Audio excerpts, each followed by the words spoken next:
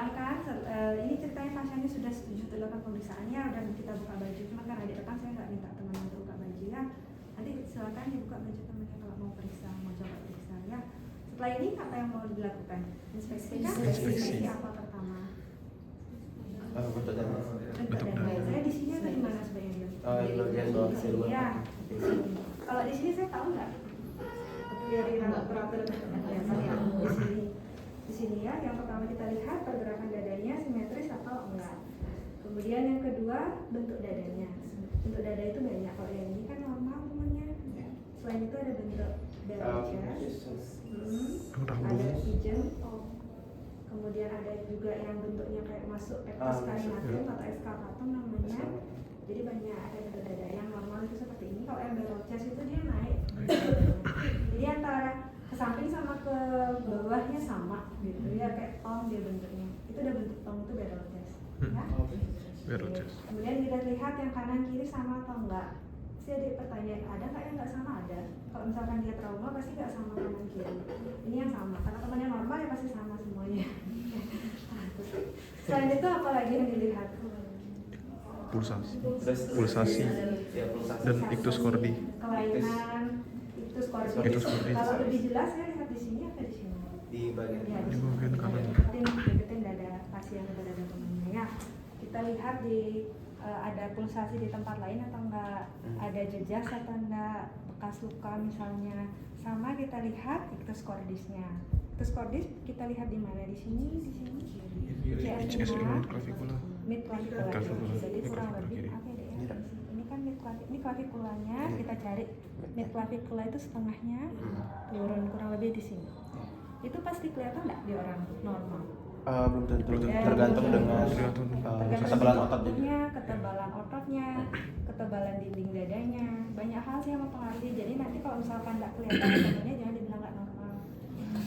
Banyak yang seperti itu. Ini nggak kelihatan, yakin saya kok. Kurus banget baru nggak kelihatan deh. Ya, kurus banget. Ini kan ideal temennya. Kok kurus banget itu baru nggak kelihatan. Mungkin nanti ketemu pasien pas koas dan kurus banget, adik tahu dah itu ictus cordis. Jadi jangan dibilang nggak normal ya nanti ya kalau misalkan nggak kelihatan.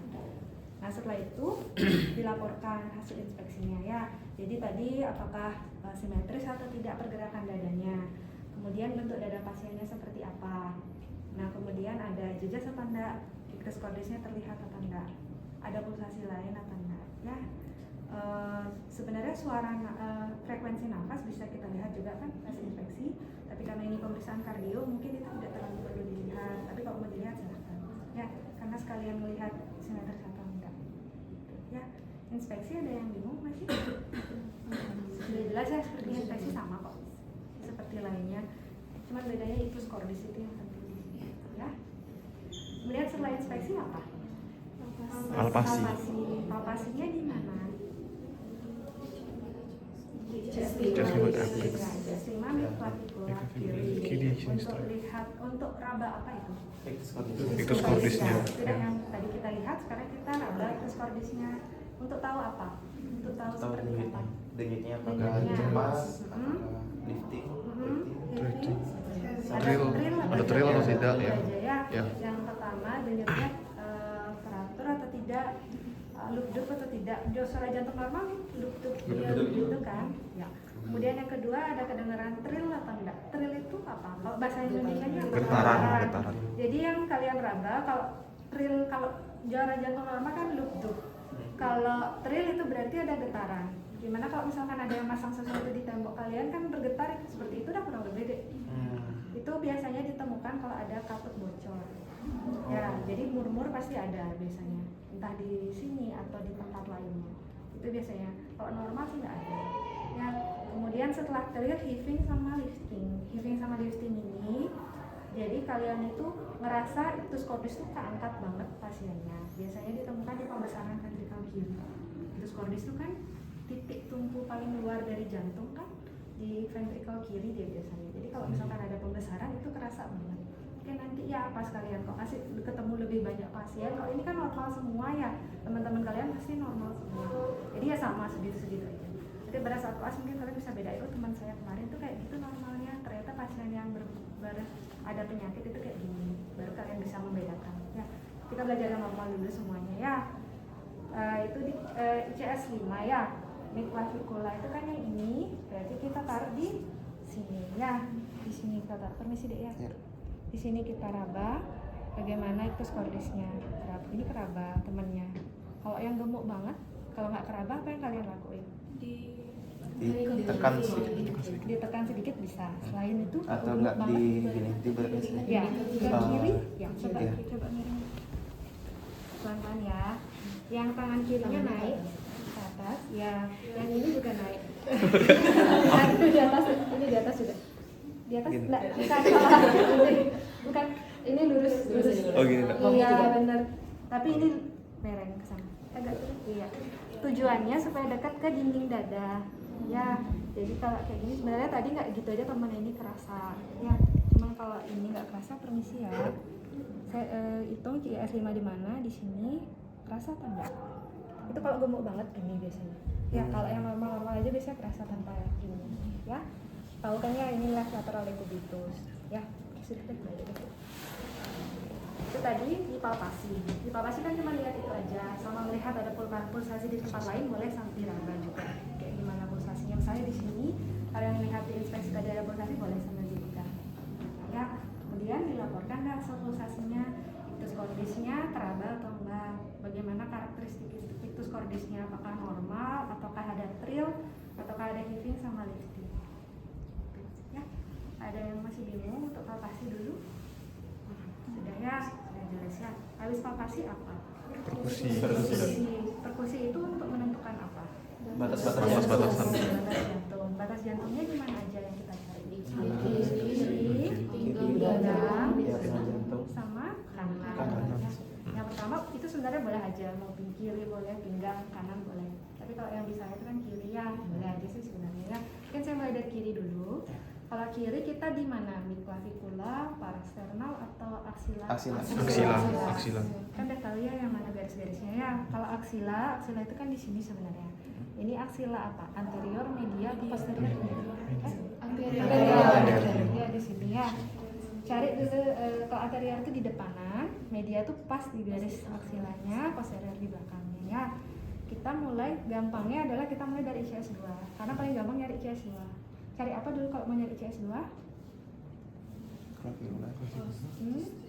Nah, manubrial sternum.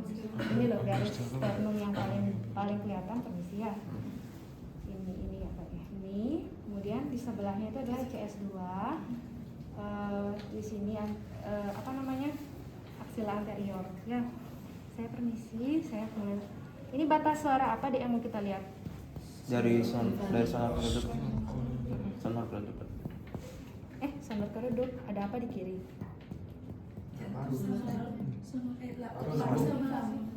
Paru sama lambung. Berarti sonar sama timpani. Ya. Oh iya. Ini sonor ya.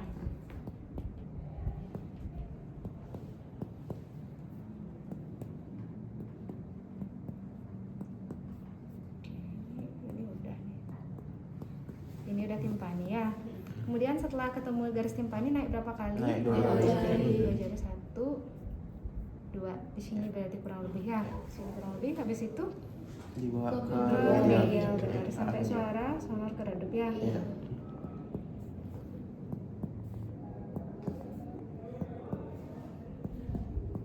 Nah, sini ya. Tas lah kurang lebih ICS mid clavicula, nanti ICS berapa hitung lagi. Ini 1 perkiraan ya, karena ini kan temennya pakai baju. Biasanya sekitar 4 sampai 6. Ya, kalau garis di kirinya. Ya. Itu yang di kiri. Berarti nanti dilaporkan, berarti batas langsung aja dilaporin enggak apa-apa, enggak usah menunggu semuanya. Jadi dilaporkan batas kiri jantungnya di ICS 5 mid clavicula kiri. Gitu. Misalnya itu mid clavicula sinistra boleh aja. Ya. Itu yang kiri, kemudian setelah itu apa dicari lagi? Yang pinggang. Pinggang. Kalau pinggang di parasternal Parasternal kiri. Parasternal kiri. Berarti di sini. Ya. Parasternal apa? Parasternal itu di sebelahnya sternum. Sebelah sternum. Ya, sebelah sternum. Para itu di Para. sebelah. Ya, para di sebelah, mid itu setengah, anterior posterior yang seperti udah tahu deh ya. Ini para itu di sebelahnya sternum, berarti pas di sebelahnya sternum kali kita ambil garisnya. Ini 2 kan? Oke, ini 2. Jadi ini suara apa? Sonor ke? Sonor ke redup. redup ya.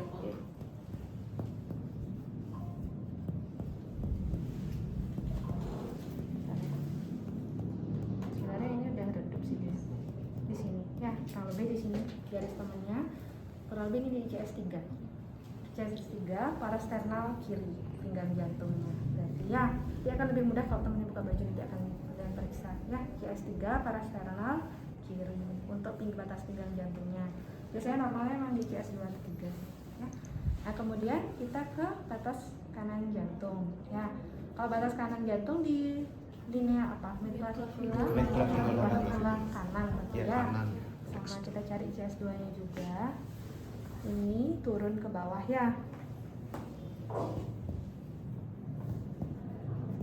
Ini batasnya baru apa? Sonor ke apa?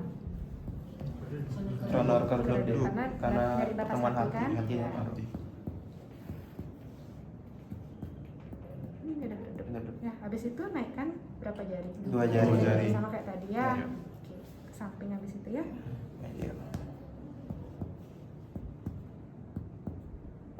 Ini udah redup. Ya, sekitar ICS 4 sih biasanya. ICS 4 parasternal kanan. Ya, itu batas kanan dari jantung. Batasnya cuma 3 itu aja. Tiga. Ya, kiri, pinggang, kanan.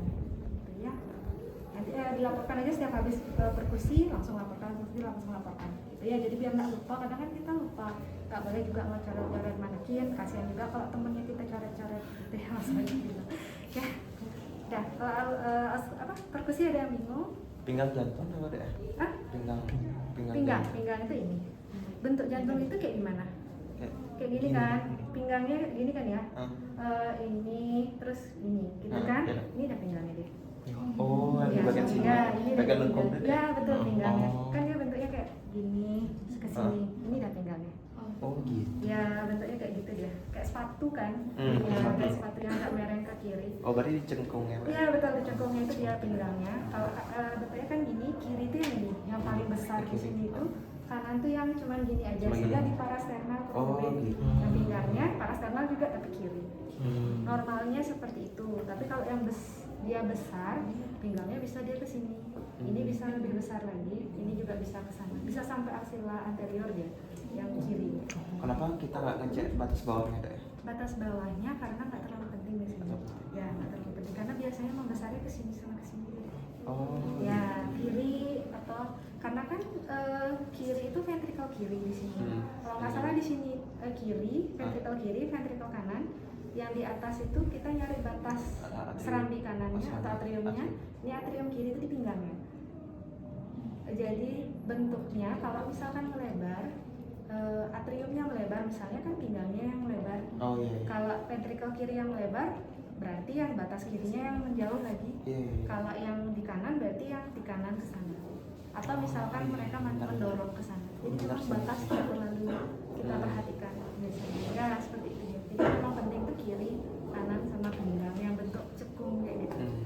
Itu sih penting biasanya. Kalau lihat di ronsen itu memang bentuknya bisa kayak boot beneran itu karena yang di atasnya yang membesar, cekungnya hilang, pinggangnya itu hilang. Gitu. Jadi memang itu aja sih yang penting. Ya 3 batas itu yang harus kita ketahui. Ya kalau misalkan nanti sering medical check up itu juga emang itu aja yang cari 3 hal itu. Ya. Ada yang bingung? Bayang ya bentuknya kayak gimana kan sekarang ya soalnya masih awal sih ya, jadi biar nanti sambil belajar. Ya nanti pas di blok kardio baru nanti kebayang dari bentuk jantung yang bermasalah gitu gimana, banyak macam bentuknya ya. Oke sekarang yang terakhir apa? Auskultasi. Ya kita pakai stetoskop ya. Nah ini stetoskop yang pakai corong sih ya, yang ada gini. Kalau yang sebelah tadi itu dia kayaknya yang 3 dari yang pediatri yang di sini ini yang ada kebetulan ya. Jadi nggak apa-apa mau pakai yang mana aja karena kita pakai yang gini aja biasanya. Kita dengerin di berapa titik kok auskultasi? Berapa titik? Ya. Di mana aja? Aorta di sini. ICS 2. ICS 2. Terus di sini ICS 2 External ICS 2 kanan. parasternal kanan kiri betul? ICS 4. 4 ICS 4 parasternal kiri sama ICS 5 mid ya. kita pertama ke ICS 2 parasternal kanan biasanya ya. Ini dengerin suara apa? Aorta atau Aorta. Oke. Karena nyilang dia ya, karena kan harusnya aorta itu masuknya ke atrium kiri kan, tapi karena dia bentuknya nyilang dia di kanan dulu. Terus habis itu nyilang ke sini masuknya ya. Jadi ke sini dulu. Kita dengerin suara apa di sini? Suara jantungnya reguler atau enggak? Ya, reguler atau enggak? Terus ada murmur atau enggak? Ada suara tambahan seperti galop atau enggak? Ya, jadi ya kurang lebih 3 itulah yang bisa sebutkan. Itu aja yang mungkin kita dengar ya. Yang pertama, reguler enggak suara jantung pasiennya. Kemudian yang kedua, ada murmur atau enggak? Murmur itu kayak ada sesuatu bocor gitu loh. Jadi kalau normalnya kan tadi adik-adik bilang suara jantung itu loop dup. Jadi kalau ada murmur di antara loop sama dup itu kayak kedengaran suara desiran air. Air itu udah darahnya.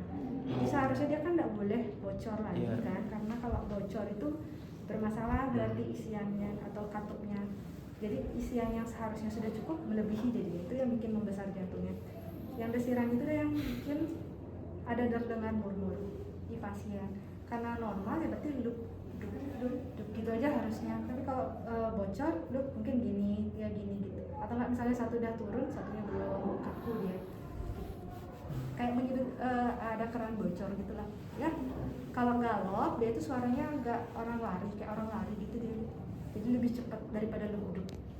Ya untuk sekarang dia nggak terlalu mempelajari, nanti semester 4 sih dia belajar ya di advance cardio. Suara-suara murmur itu banyak soalnya nanti ya, sebenarnya lubuk tahu yang mana lubuk itu aja. Kalau murmur, oh ini murmur, ini kayaknya ada kayak bocor airnya, udah gitu aja ya.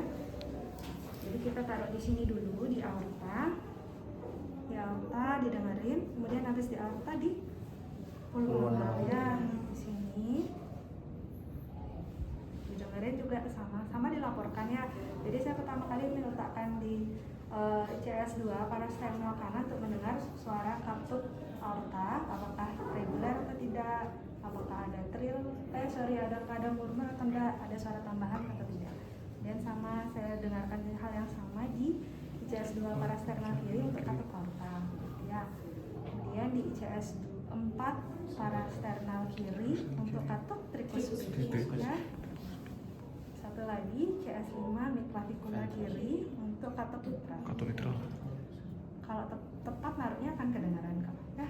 Kemudian baru dilaporkan apakah dia semuanya itu reguler atau tidak, apakah ada murmur atau tidak. Kalau ada murmur bilang di katup apa, apakah di aortanya atau mitralnya misalnya. Kemudian ada galop, kalau galop di mana kalian dengarnya disebutin. Dia cara melaporkan. Untuk auskultasi ada yang masih bingung? Udah. Kalau untuk dengerin suaranya, yang penting kalian tahu duduk dah gitu aja. Murmur ada yang bocor seperti air yang keluar. Kemudian satu lagi galop seperti orang lari. Ya, nanti kalau mau dengar di YouTube ada di sini. Tapi gak usah sampai pelajarin ini murmur sistoli atau apa ya. Nanti itu susah, nanti belakangan aja nanti. Oke. Dan yang terakhir setelah pasiennya selesai periksa, apakah biarkan atau gimana? Ya, Dikasih interpretasi. suruh pakai bajunya, suruh duduk, kemudian dijelaskan kondisinya apakah normal ataukah di mana kelainannya, apakah di auskultasinya atau perkusinya misalnya. Kemudian kasih mereka kesempatan bertanya, udah ditutup. Ingat cuci tangannya sebelum sama setelahnya. Udah, itu aja. Yang bingung? Udah. Itu tadi pemeriksaan dasar. Kemudian ada satu lagi, kalau di modul kan JVP. Kalau pemeriksaan kardio itu ini nggak usah dinaikin, boleh sih dinaikin, tapi sebenarnya tidak dinaik pun kita bisa melakukan pemeriksaan. Nanti bisa sambil dibandingkan. Kalau tadi kan di modulnya itu ada yang dinaikin pas auskultasi ya. Sebenarnya sama aja. Coba deh nanti kalian bandingin antara dinaikin sedikit sama enggak. Sama kok kedengaran ya. Nah sekarang yang JVP baru harus naik ya. Berapa derajat lah? 30.